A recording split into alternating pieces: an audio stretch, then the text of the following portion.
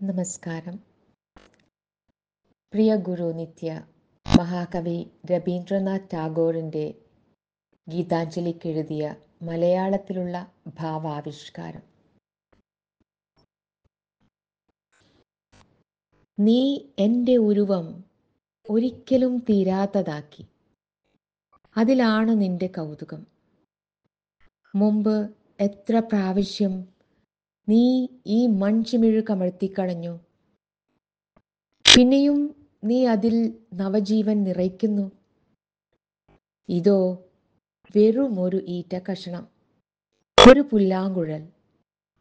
എന്നിട്ടും നീ അതിനെ നിന്റെ മുരളിയാക്കി മേടുകളിലും ഇല്ലിക്കാടുകളിലും നദീതടങ്ങളിലും നിന്റെ പ്രാണനെ നിത്യനൂതനമായ സ്വരമാധുരിയാക്കി പാടി നടക്കുന്നു.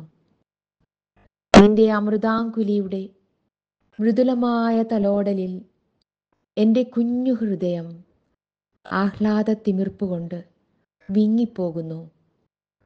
ഞാൻ ആ നിർവൃതിയിൽ എല്ലാം മറന്ന് സാഗൂതം പാടി നടക്കുന്നു. അളവറ്റ സമ്മാനങ്ങൾ എന്നിലേക്ക് വരുമ്പോൾ കൃതജ്ഞതാ നിർഭരമായി അവ ഏറ്റുവാങ്ങാൻ എനിക്ക് ഈ കുഞ്ഞു കൈകളേ ഉള്ളൂ. കാലം ഒഴുകി മറിയുന്നു, എന്നിട്ടും നീ ഒടുങ്ങാത്ത ധന്യത പകർന്നുകൊണ്ടേയിരിക്കുന്നു. ഇനിയും എൻ്റെ ചിമിഴിൽ ഇടമുണ്ട്.